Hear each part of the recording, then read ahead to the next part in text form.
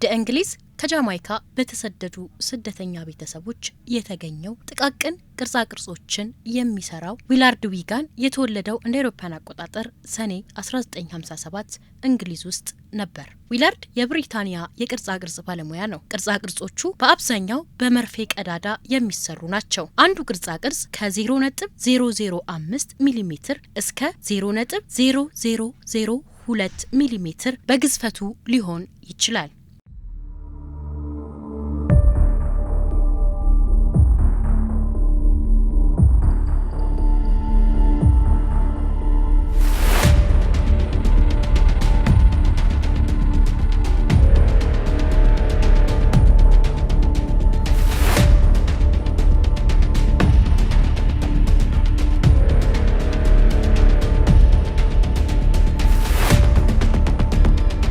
ዲስሌክሲያና ኤኤስዲ በልጅነቱ ያጋጠመው በመሆኑ መጻፍም ሆነ ፊደላትን መለየት አይችልም ነበር። ህመሙ ሳይታወቅለት በአቻ የትምህርት ቤት ጓደኞቹና በመምህራን ዘንድ ቁጣንና ዘለፋን ብዙ አስተናግዷል። በተፈጥሮ ይህ ችግር ያለባቸው ልጆች ፊደላትን የመለየት ሆነ የመጻፍ ችግር ቢያጋጥማቸውም ስዕልን ለመሳል ግን ቅርብ መሆናቸው ይነገራል።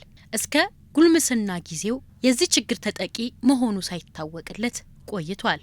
ዊላርድ ገና በ5 ዓመቱ ነበር የመምህራንና የተማሪውን ዘለፋና የለበጣ ሳቅ ለመሸሽ በማሰብ የቅርጻ ቅርጽ ሙያን መስራት የሻተው። ከአስተማሪዎችና ከክፍል ጓደኞቹ መሳለቂያነት ለማምለጥ ስለሻተ ምንም ነገር እንደሌለ ለዓለም ማሳየት ፈልጎ ሰዎች ስራውን ማየት ካልቻሉ ስራውን ለመተቸት በምንም አይነት ሁኔታ ላይ እንደማይገኙ በማሰብ በማይክሮስኮፕ ወይም በአጉሊ መነጽር ብቻ መታየት የሚችሉ የጥበብ ስራዎችን ከዛን ጊዜ ጀምሮ መስራት ወሰነ።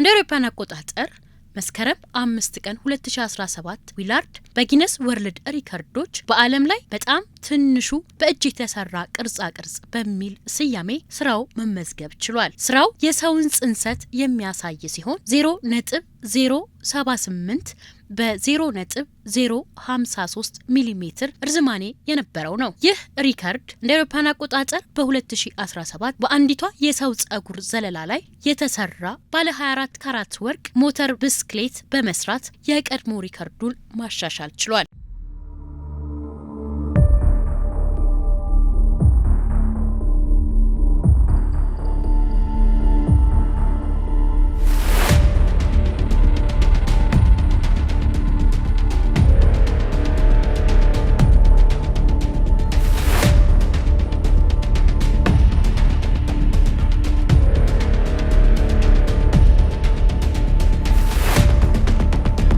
እንደ አውሮፓውያን አቆጣጠር በጥር ወር 2018 ላይ ዊላርድ ዊጋን ለጥበብና ለቅርጻ ቅርጽ ስራዎች ላበረከተው አስተዋጽኦ እውቅና በመስጠት ዋርዊክ ዩኒቨርሲቲ የክብር ዶክትሬትን ሰጥቶታል።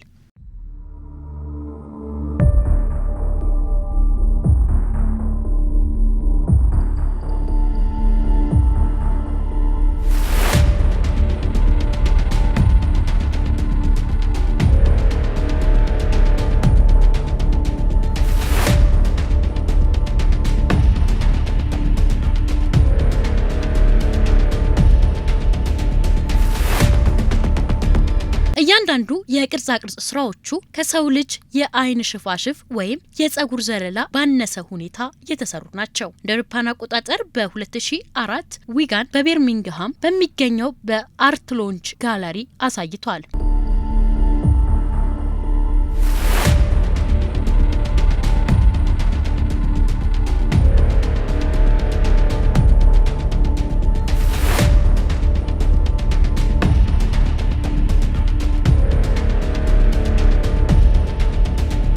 ቢቢሲ ኢንሳይድ አውት ሳውዝ ዌስት ባዘጋጀው አውደ ርዕይ የኢየሱስ ክርስቶስ ትዕይንቶችና የመጨረሻው እራት ለእይታ ከቀረቡት ውስጥ የሚጠቀሱ ስራዎቹ ናቸው። ይህም ስራ የተሰራው ከሰው ልጅ አንዲቷ የጸጉር ዘለላ ባነሰ ነው።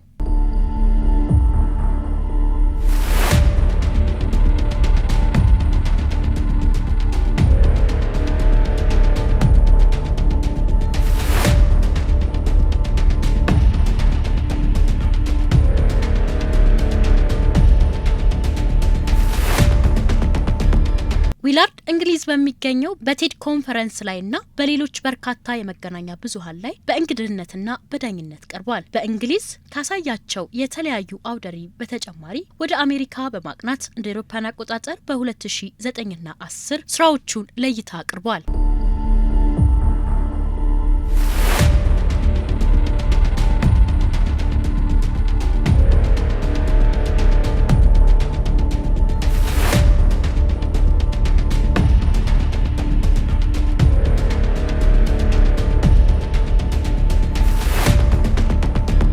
ዊላርድ የእንግሊዝ እመቤት የሆነችውን ንግስት ኤልዛቤት ሁለትን የአልማዝ ኢዮቤልዩ በዓልን አስመልክቶ በቡና ፍሬ ላይ የንግስቲቷን ምስል ቀርጿል። ስራውን ለመፍጠር የቡና ፍሬው መሃሉ ስንጥቅ ያለበት በመሆኑ ፈታኝ እንደነበር ገልጿል። በተጨማሪም ለንግስቲቷ በመርፌ ቀዳዳ ውስጥ ዘውድ በመቅረጽ እንድትደነቅ አድርጓታል። በስራው እጅግ የተደነቀችውም የእንግሊዝ ንግስት ለሀገሪቱ ታላላቅ አስተዋጽኦን ላበረከቱ የሚበረከተውን MBE የተሰኘውን የክብር ኒሻን አበርክተውለታል።